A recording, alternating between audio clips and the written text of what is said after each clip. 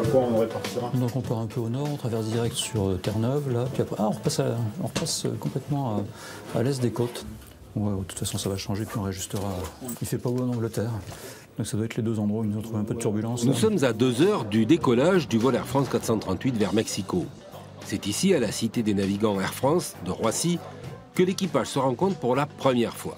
Alors, en gros, ça fera 11h20 de vol. Donc on confirmera ça une fois qu'on sera en croisière, qu'on aura choisi la vitesse de vol en fonction du carburant qu'on a, du retard éventuel qu'on a, etc. À Mexico, ils sont très gentils, mais ils foutent une pression terrible dès que le dernier passager est à bord. Et ils vont vous demander 10 fois de fermer la porte. Et moi, je résiste. Donc, voilà. Chaque vol est unique, mais celui-ci marque l'épilogue d'une histoire vieille de 45 ans chez Air France, celle du 747. C'est sur Paris-Mexico que se font les derniers vols de cette machine mythique. Il est arrivé du hangar, donc on va vérifier si au niveau du tractage, s'il n'a pas pris des cailloux ou quelque chose dans les pneus, donc on fait le tour des roues. Gilbert travaille sur 747 depuis ses débuts. Des milliers d'heures aux côtés du géant et une histoire de génération. J'ai connu différents types de 747, le 100, 747 100, 747 200 et puis celui-là, 747 400. Donc vous le connaissez un peu par cœur, quoi. Par cœur, on ne connaît pas toujours par cœur, mais on commence à bien le connaître, quoi, en fait. Une fois l'avion prêt, c'est la traditionnelle et très sérieuse visite pré-vol. Aujourd'hui, c'est Jérôme, l'un des 2 copilotes qui s'en charge. Les hôtesses, les stewards sont passionnés de cet avion. Certains, ça a été leur premier vol étant enfant dessus. On travaillait pour la première fois dessus. Vous êtes fier de piloter un 747? Évidemment, évidemment, je pense que vous ne trouverez pas beaucoup de pilotes qui vous diront l'inverse. Alors on va partir à l'heure? La machine, l'équipage sera prêt. Aujourd'hui, ça ne posera pas de problème, bien aidé par les vents de face qui sont un petit peu moins forts qu'à l'habitude. On sera de toute façon à l'heure à l'arrivée. Je crois que c'est ce qui importe aux passagers. Et donc, les 432 passagers embarquent pour la dernière fois à bord du géant. Autant pour les équipes au sol que pour les navigants, le moment est symboliquement fort. Il vient clore une épopée prestigieuse commencée au début des années 70 par l'arrivée du premier géant des airs.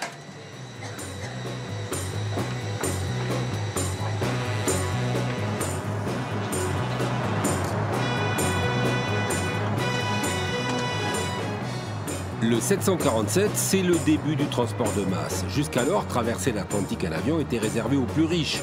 Avec le 747, Air France et toutes les grandes compagnies mondiales peuvent diviser par 2 le prix du billet.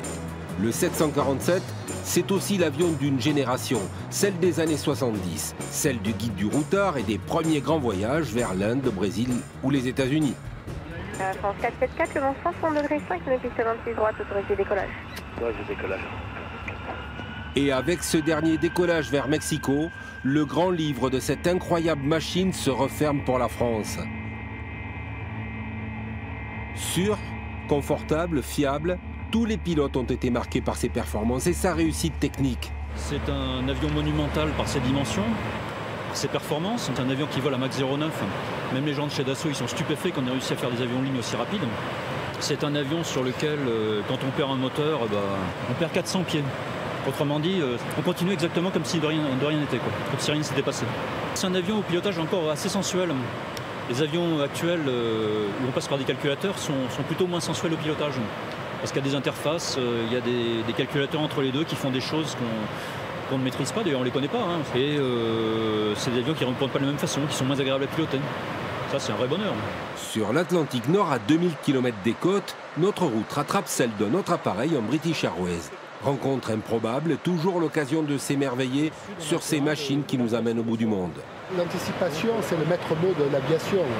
Notre souci, c'est de savoir, en cas de problème, où est-ce qu'on peut aller.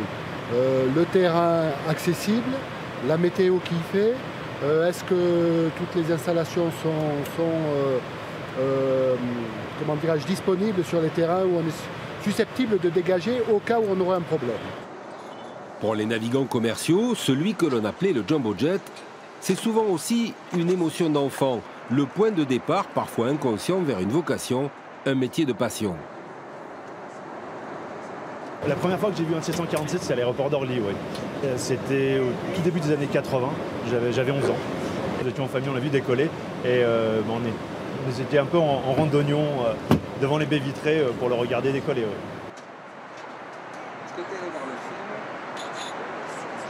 C'est celui qui donne envie de voler, c'est celui qui donne envie d'être hôtesse de l'air.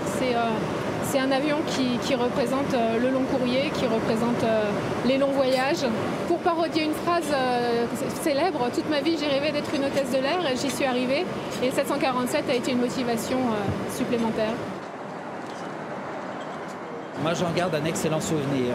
Pour nous qui travaillons dedans, c'est un avion très ergonomique.